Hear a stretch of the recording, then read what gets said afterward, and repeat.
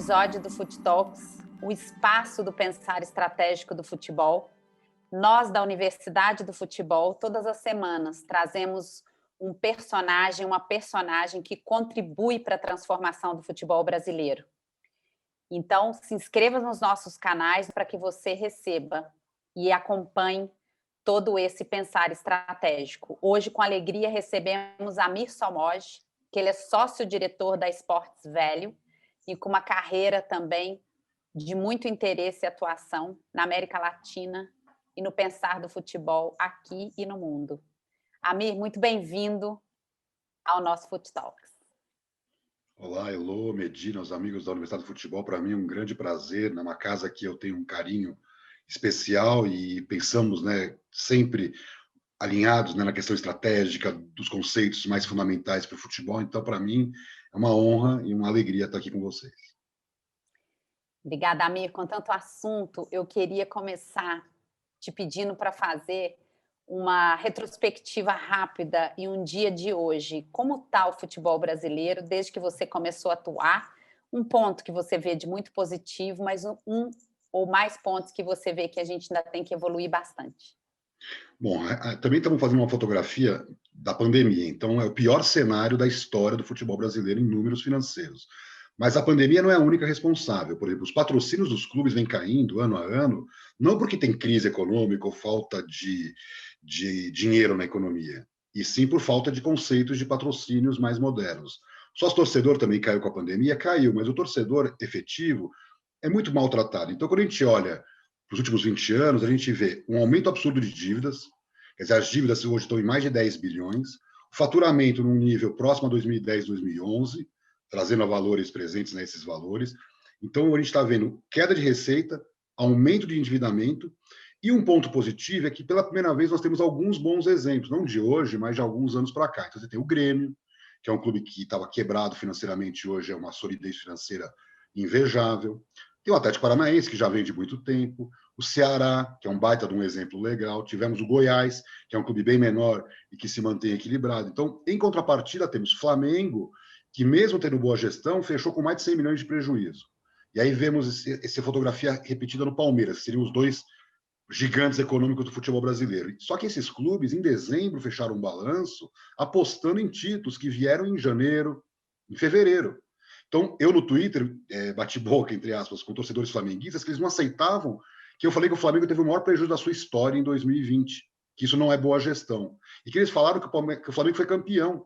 Aí eu lembrei eles que o Flamengo foi campeão com o Gabigol com o celular na mão na Bacia das Almas. E a gestão financeira do Flamengo é um mastodonte hoje de quase 600 milhões de custo. Não dá para depender de um título para equilibrar as finanças. Isso aí quem faz é clube mal administrado. Então, o que eu tenho colocado? O Palmeiras, a mesma coisa, foi campeão da Libertadores por um relance, aquele lance do Cuca, um segundo saiu o gol. Isso o Santos é campeão. Como ficariam as finanças palmeirenses que fecharam com 151 milhões de prejuízo? Então, a fotografia é péssima, mas eu acho que, como grande mensagem positiva, temos esses clubes novos, jovens, como é o caso que eu falei do Ceará, que é um clube que, embora seja o Vozão, o mais antigo do Brasil, ele é um clube bem administrado, sem dívidas, com índices financeiros excepcionais. Então, eu acho que fica essa como uma mensagem positiva. Obrigada, Amir. Sendo uma profissional de formação em marketing também, no início ali, meu MBA, na mesma escola que você, eu te perguntaria, você explorou uma questão que eu acho bastante ainda oportuna no Brasil, se não levarmos para a área de risco, que é a visão que devemos ter para mostrar valor para os patrocinadores. Então, eu queria que você dissesse, essa queda de patrocínio, tanto para clubes como para a indústria do futebol em geral, patrocínio direto, na sua visão, nós estamos perdendo a capacidade de gerar valor dentro da própria indústria ou as indústrias concorrentes estão levando essa atratividade? Eu diria que nós estamos perdendo. Eu até tive uma live muito contundente com o Ricardo Forte, que era VP da Coca-Cola, em patrocínio da Coca-Cola Mundial, e ele falou para mim uma frase que eu nunca vou esquecer. Ele falou: o futebol brasileiro é barato. Patrocinar times brasileiros não é caro. Quer dizer, não é por falta de dinheiro que uma Coca-Cola não vai patrocinar. É por falta de valor. Ele falou exatamente essa frase que você acabou de comentar. Então, nós estamos destruindo um valor único, que é o quê? clubes com marcas centenárias, com milhões de torcedores, com baita potencial de mídia, que as marcas multinacionais, por exemplo, com mais compliance, já não querem, porque o extracampo impacta muito na decisão, o que é errado, né? O ideal era analisar só a questão econômica, a questão do marketing, do engajamento, do retorno de mídia. Para que eu vou pensar no extracampo? São clubes bem administrados, já estão no outro patamar, que é o que aconteceu na Europa, nos Estados Unidos. Ninguém mais discute o extracampo nesses mercados desenvolvidos. Está blindado, não vai ter dirigente polêmico.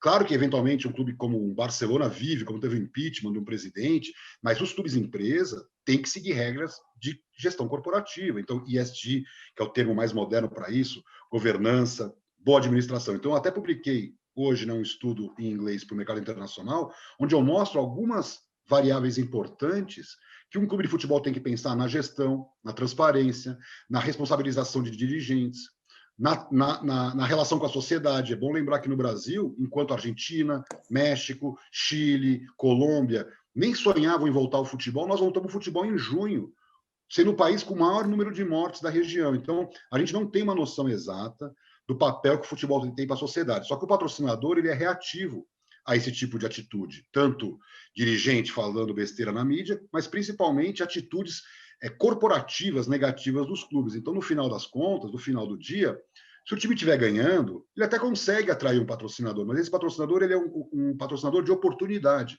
ou até poderíamos chamar o oportunista. Agora, uma fotografia que eu fiz para um cliente agora, recentemente, mostrou que, por exemplo, os patrocínios da CBF despencaram, os patrocínios dos clubes despencaram. Então, não é uma questão isolada. A CBF, na época da Copa do Mundo, chegou a faturar 500 milhões de reais com patrocínio.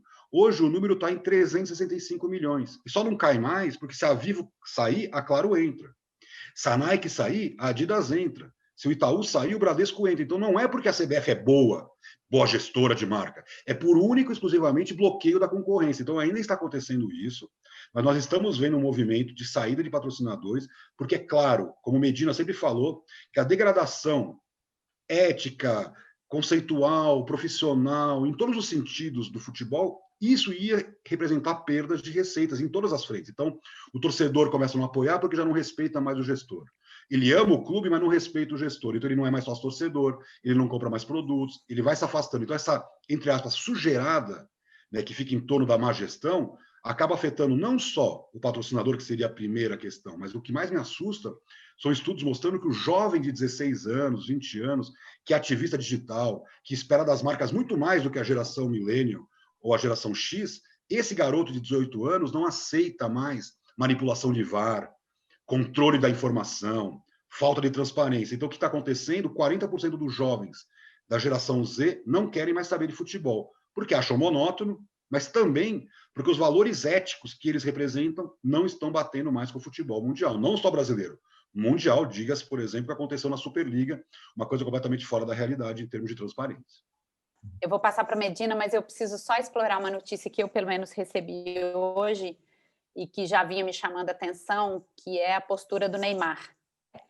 Um ícone, né, uma referência, que a gente pode falar sobre vários ângulos, mas já vinha me chamando muita atenção ele ser o garoto propaganda de um jogo de pôquer. Para mim, agora eu estou falando como Heloísa, né, o que eu espero desse jovem atleta inspirador, de tantos que eu tenho aí ao longo da minha carreira. Mas hoje sai aquela notícia que a Nike vai tirar o patrocínio. Então, além dos desafios, eu acho que você traz aí dentro do campo, da questão da gestão, dessa completude que a gente precisa estar atenta, essa questão dos indivíduos também que representam os clubes e do que a gente tem essa responsabilização. Como é que você tem visto isso do ponto de vista dos atletas, dos atores, que a gente está cheio de caso aí, para contar, inclusive, desse ano, que eles passam a falar mais? O que isso afeta as marcas e o que isso pode atrapalhar ou ser um grande valor para atração de patrocínio e de apoio? Pois é, meu grande ídolo no futebol brasileiro é o Richarlison, não é o Neymar.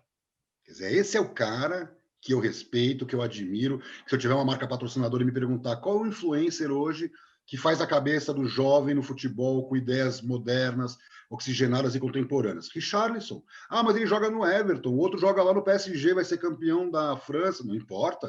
Nós estamos falando de valores. E valores não se compra com título. eu vou falar até brincando, eu não vou nem ver a final da Champions, pela primeira vez eu não tenho para quem torcer. Eu não tenho para quem torcer. Eu tenho uma dificuldade muito grande desses magnatas que enfiaram dinheiro nos clubes, compraram um espaço importante, né, no futebol, caso do Manchester City, caso do Chelsea, caso do PSG. Então eu sempre torço contra, eu torço para o Ajax, eu torço para o Villarreal, para o Sevilla. Eu torço por quê? Não porque ele é o mais fraco, porque eu sei que existe por trás um projeto sólido, como é o caso do futebol espanhol, em fortalecer os times menores. Então, voltando à sua pergunta, os clubes, eles são menos importantes, por incrível que pareça, que os jogadores. Os estudos estão mostrando que esse fã jovem não se apega muito a clube, a liga, não gosta de chapa branca, não gosta daquele senhorzinho, nós, né, pessoas mais velhas falando, ele gosta de uma linguagem mais parecida com a dele, então ele se adequa muito ao que o ídolo fala. Então, quando um LeBron James fala da sua vida, do racismo, da comunidade, ele naturalmente se conecta porque ele é um ser humano, não é uma entidade. Então, as pessoas me perguntam muitas vezes por que eu tuito tanto como Amir Somoge e pouco como Esportes Velho? Porque eu aprendi que a Esportes Velho é uma entidade oficial. E o Amir é o opinativo, é aquela pessoa que as pessoas querem ouvir. Então, é claro que eu estou adequado, como a Magazine Luiza também faz, como outras empresas também fazem. Então, eu faço muito esse papel. E eu não quero errar. Então, o que eu faço? Eu procuro ser um cidadão legal, eu procuro que a minha empresa se envolva em coisas positivas, eu critico a van, eu falo que nunca vou atender o iFood, que o iFood já quase me atropelou, eu e minha filha, esses caras passando no farol vermelho. Então, mas o iFood te paga um caminhão de dinheiro. Eu não atendo o iFood, porque eu tenho dificuldade de lidar com esses motoqueiros atravessando no farol vermelho, passando na contramão, subindo na calçada. Então, eu estou falando dessa marca, mas eu posso falar de outras muito legais, entendeu? Que estão fazendo um baita trabalho. O que eu quero mostrar é que o jogador, daqui a 3 ou 4 anos, ele vai ser muito importante. Aí eu pergunto, o que o Neymar faz para reduzir a pandemia no Brasil? O que o Neymar faz para melhorar a questão ambiental do Brasil? O que o Neymar faz para melhorar a imagem do país no exterior? Não, ele fica brincando de milionário jogador de pôquer. Então, o que vai acontecer? Ele vai cair no ostracismo quando ele parar de fazer gol. Quando o Neymar parar de prosperar, as marcas vão abandonar. Isso é natural. O Adriano, que é um cara que eu sempre respeitei muito dentro de campo, nunca conseguiu fazer uma campanha publicitária, porque quem vai associar a marca dele a isso? Então, daqui a 5 anos, por exemplo, não vai se falar em outra coisa que não seja ESG, responsabilidade corporativa, cuidar do meio ambiente, ter práticas pensando na comunidade. Então, o Neymar foi fazer uma cirurgia e fechou um hospital em BH, se não me engano, e as pessoas que queriam usar o hospital, quer dizer, esse conceito de rei, de príncipe, não vai caber mais no mundo. O mundo não vai encontrar mais lugar para esse tipo de conceito. O Brasil é atrasado, mas hoje no Brasil, 30% da classe AB já não consome produtos de marcas que não são socialmente responsáveis. São dados. Isso vai ser 80% da população, porque a população vai no efeito manada, mas que o efeito manada seja positivo, né, Medina? Não negativo. Não cortar árvore, plantar árvore, não poluir, usar bicicleta. Então, respeitar o ciclista, respeitar a mulher, respeitar o LGBT. Isso é uma coisa que é tão comum na Suécia, na Alemanha, no Canadá e que vai chegar no Brasil. Isso os times, atletas, dirigentes preferirem ser esse modelo antiquado, arcaico, não vão conseguir mais sobreviver, porque a mídia vai pegar no pé, a rede social vai deixar eles tensos e, principalmente, o patrocinador vai fechar a torneira, porque o patrocinador não vai querer campanhas de indignação por parte de consumidores nas redes sociais. Amir, como você está vendo esse movimento de instituição do clube empresa no Brasil? Sei que você é um estudioso, você vê os diferentes modelos através do mundo, né? Você tem uma atenção já há um bom tempo sobre isso. Como é que você vê esse movimento atual do clube empresa no Brasil? Eu acho que esse movimento do clube empresa, ele, como aconteceu em todos os setores, né, das legislações brasileiras, eles atendem a um objetivo privado. Não é público. O projeto do clube empresa, ele tem lobby de auditoria, de advogado, clube que já está quebrado, Botafogo, Cruzeiro, que estão fazendo lobby para sobreviver. Então, tem sempre o lado negativo, o lado mal da história. Eu gosto dessa coisa do lado mal da história porque existe o lado bom. Vamos criar um modelo do clube empresa, mas o clube, para virar empresa, vai ter que pagar suas dívidas fiscais, vai ter que parar de contratar jogador, antecipar a receita, aquilo que se discutiu a vida toda. Então, não. Vamos montar o clube empresa para que o Botafogo possa se capitalizar no Catar e formar uma boa gestão e sobreviver. Ninguém vai botar dinheiro no Botafogo. O Botafogo deve 1 bilhão. Quer dizer, ele vai limpar a dívida passada e vai criar uma CNPJ limpa e vai deixar a dívida para o clube social? Esse é o modelo de clube empresa para o Brasil? Eu sou contra. Como fui contra o Profut, que injetou 800 milhões na conta dos clubes, e os clubes estão devendo muito mais para o fisco hoje do que deviam. Quer dizer, ninguém pagou nada e já se fala em Profut 2, 3. Então, a minha leitura é muito clara. Temos que seguir o modelo Chile, temos que seguir o modelo alemão, modelo de pressão em cima do clube para boa administração, sem bondade. Eu sei que parece louco que eu vou falar, mas você vende serviço para clube. Eu vendo serviço para clube, mas eu não suporto mais esses dirigentes políticos enchendo a paciência. Então, para mim, esse modelo clube-empresa, em que o Andrés vai continuar reinando, em que, sei lá, o Petralha vai continuar reinando, eles fecham as portas da boa administração. Os meus estudos mostram o Atlético Paranaense lá embaixo, em redes sociais, em engajamento, quer dizer, uma torcida enorme, sem concorrência no seu estado, e ele não cresce. Por quê? Porque ficou estagnado. Então, o que eu quero mostrar? O clube-empresa tem que vir com a oxigenação das estruturas de gestão. Não simplesmente contratar um CEO. E a estrutura, e o marketing, e o digital. Aí você vai para o digital dos clubes, eles ficam postando em rede social. Eu participei de um evento Latam recente, dirigentes brasileiros me fazendo passar vergonha, falando em português, quer dizer, não fala nem espanhol. Todo o mercado latino-americano lá, não tem um dirigente para falar, o cara da CBF, por exemplo, falando em português, o Rato. E, para piorar, falando, na verdade, numa linguagem completamente antiquada. Por exemplo, falando em questões, né, de marketing, de finanças, como se as coisas estivessem nesse patamar e não se modernizado. Então, só para dar um exemplo, nós postamos nas redes sociais, aumentamos o engajamento do torcedor, enquanto no evento inteiro só se falava rede social é do Facebook, é do Twitter, é do Instagram, você tem que ter seu próprio canal. Aí o Flamengo falou, por exemplo, do seu canal Flá TV, pay-per-view, que é feito por terceiros. Não é dele. Não é o OTT do Barça. Não é o OTT do Manchester City, do Bayern. É um OTT terceirizado para passar o Campeonato Carioca, que é a única coisa que eles têm direito. Então, assim, é tudo um puxadinho. Então, finalmente, resumo da ópera. Se a gente mudar as estruturas gerenciais, como aconteceu em tantos setores, claro que o futebol acelera, porque, assim, os lobistas querem vender o controle para o Qatar. Os sonhadores mais românticos querem o quê? Que o clube se estruture, cresça com as próprias pernas, e aí atrai capital. Por exemplo, o Grêmio. O Grêmio não é contra o clube empresa. O Grêmio não quer virar empresa. Ele já falou isso. O Corinthians já falou que não quer virar empresa. Flamengo não quer virar empresa. Então, o que vai sobrar para esses clubes? Um top-down do governo dizendo o seguinte: você vai virar empresa, ainda que 100% das ações sejam suas. Portugal foi assim. Nós somos muito portugueses, né, em termos de cultura, né, de gerencial. Então, eu estudei todos os mercados. Portugal foi o último a se estruturar. Portugal tem até clube com ações na Bolsa. Portugal, quando mudou a lei em 2007, em 2007, ele foi mudando a lei até chegar no melhor modelo de lei, desculpa, de 97 para 2003. Em 2003, o governo falou: chega de sonegação fiscal, chega de dever salário, vocês vão virar empresa e vão ser tratados como tal. Então, ainda que a legislação permitisse que o clube fosse dono das ações, é como se o Flamengo virasse uma SA, em que 100% das ações fossem do Flamengo, mas você foi obrigado a virar empresa. Os juristas falam que isso é inconstitucional, porque existe uma legislação na Constituição Federal 237 que proíbe. Então tá bom, a gente não proíbe, vamos fazer que nem o Chile, a Receita Federal autua todos os clubes e acaba o futebol brasileiro por um ano e voltamos todos na 4ª divisão. Então, assim, o que eu não quero é que o clube deva 1 bilhão, continue pagando salários fora da realidade e o governo injetando recurso público enquanto as crianças estão sem educação física, enquanto os jovens carentes não têm aonde praticar esporte. Quer dizer, o papel do Estado não é injetar recurso para clube de futebol sonegador. Essa é a minha leitura, eu nunca vou mudar, nunca mudei. Portugal, por exemplo, que é o mercado que eu atuo hoje, Portugal proíbe patrocínio estatal em clube de futebol, proíbe dinheiro público para clube profissional, dinheiro público para atividade de iniciação esportiva para jovens carentes. Essa é a verdade. Jovem da classe AB não precisa de iniciação esportiva gratuita. Jovem de classe AB está no futebol, está no balé, está na natação. Classe C e D, estamos falando de 180 milhões, 170 milhões de brasileiros. É para essa população que o dinheiro público devia estar sendo canalizado. Então, essa é a minha visão. Eu acho que clube de futebol é entidade privada, tinha que ser gerido como empresa, ainda que a legislação permita que ele se mantenha como clube social. Tinha que pagar imposto de renda sobre lucro. Quer dizer, se o Flamengo vendeu um jogador tipo Vini Júnior e tiver um lucro, como ele já teve de 100 milhões, por que ele não vai pagar imposto de renda e contribuição social sobre lucro? Ele não é uma potência econômica, não chegou a faturar 1 bi? Qual é o problema de contribuir com a sociedade?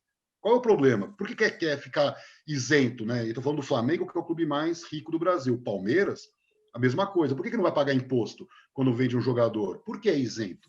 Enquanto todo o setor econômico paga um monte de impostos no Brasil. Então, eu acho que o futebol brasileiro só vai ser respeitado quando ele se posicionar como parte integrante da sociedade.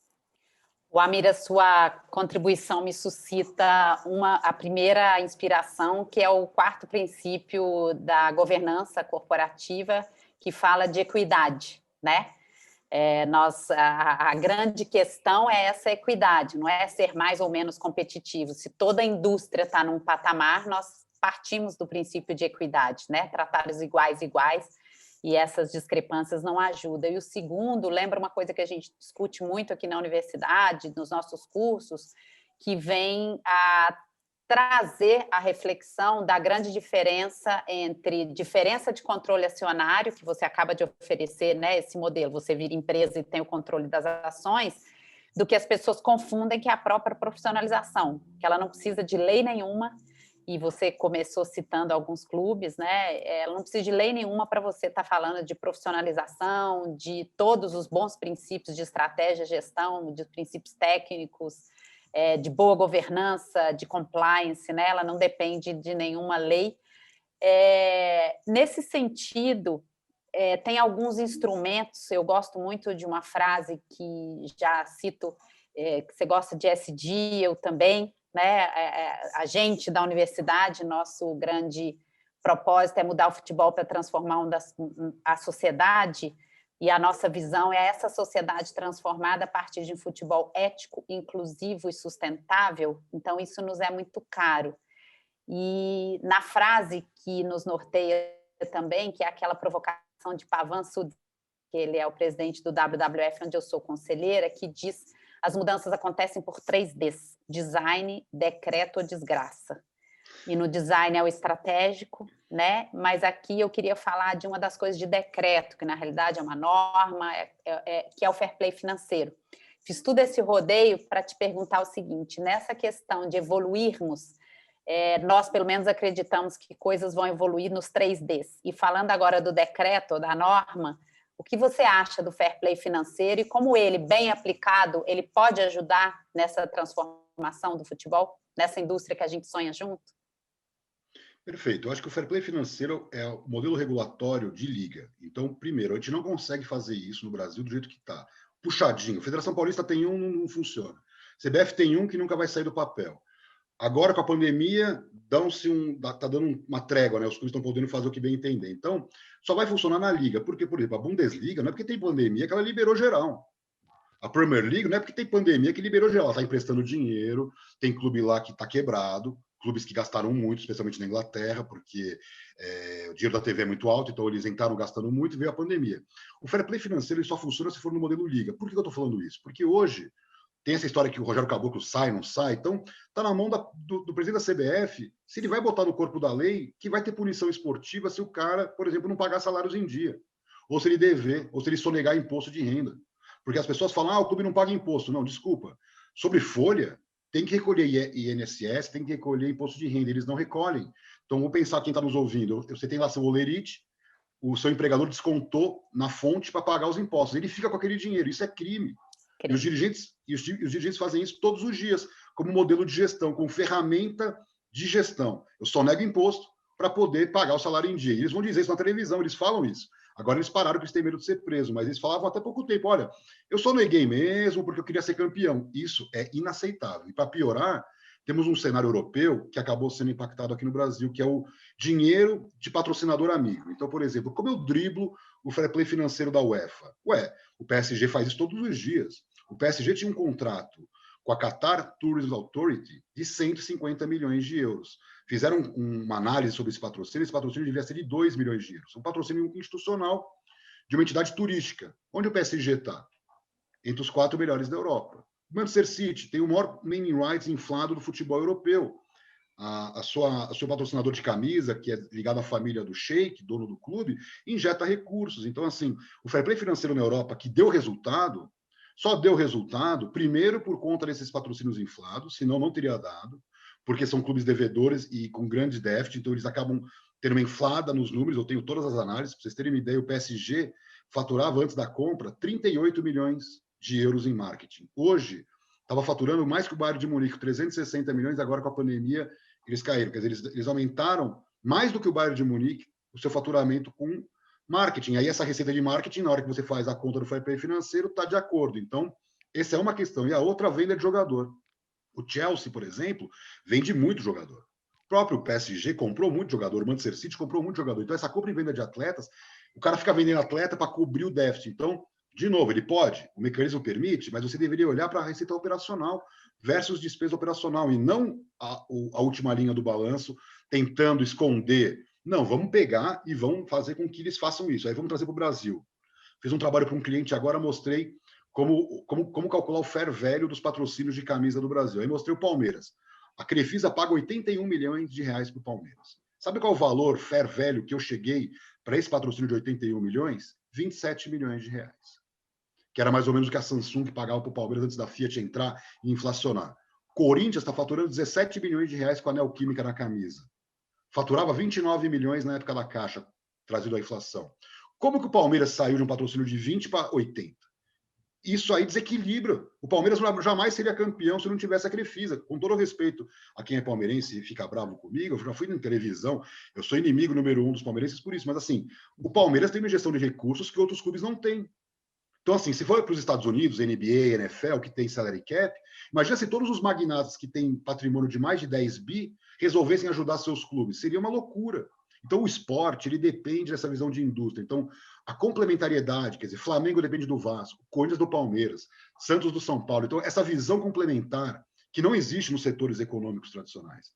A Ambev quer matar o seu concorrente. E acabou. Não tem essa coisa de querer competir de forma sadia, não. O mundo empresarial é muito duro e muito agressivo. Agora, o futebol não é mundo empresarial. Então, transformar em empresa não é mudar a cultura do futebol, em que os clubes dependam de si, em que as torcidas se respeitem. Então, de novo, eu odeio time que faz piadinha com um time rival. E é comum isso no Brasil. Eu nunca vi o Barcelona zoar o Real Madrid, porque aquilo é um barril de pólvora. Você não pode mexer em vespeiro. Você não pode, como instituição, alimentar o ódio.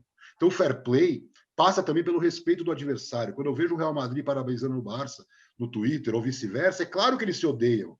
É a maior rivalidade do futebol europeu, mas eles se respeitam enquanto instituições, porque um depende do outro.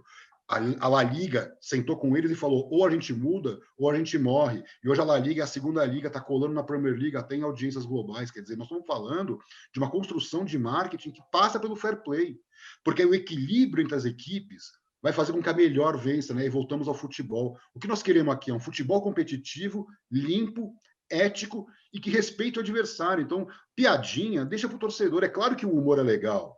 O Ibis, por exemplo. O Ibis é um baita de um ativo que temos no digital, mas o Ibis não é o Corinthians. O Ibis não é o Flamengo, ou o Inter, ou o Grêmio. Nós temos que pensar qual é o papel dos clubes na sociedade. Eu sei que tem gente que fala, isso é muito chato, gosto mesmo de futebol jogado. Ok, mas o CNPJ do seu clube está atolado em dívidas, com nome sujo na praça, e você vai continuar achando que futebol é só a bola rolando? Não.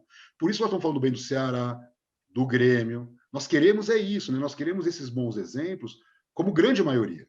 Então, por exemplo, a grande maioria dos clubes no Brasil é mal administrado. Então, o que a gente quer? Que a grande maioria seja bem administrado. Na Europa, tem clube mal administrado, mas a grande maioria segue conceito sólido de gestão. E o fair play financeiro, o equilíbrio entre forças, ele é fundamental para você aumentar a receita de patrocínio, melhorar a audiência televisiva e ganhar mais dinheiro, vender camisa, porque quanto mais emoção você gerar, maior é o retorno para todos os envolvidos. Um dia vai ser você o campeão, outro dia vai ser seu adversário. E é legal que seja assim.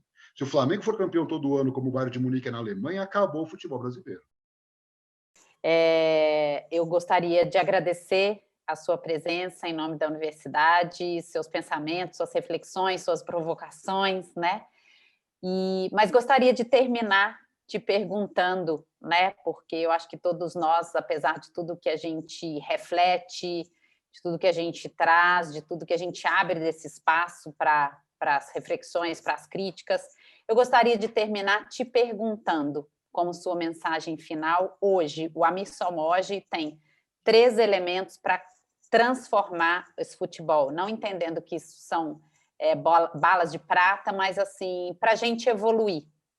3 questões que você investiria.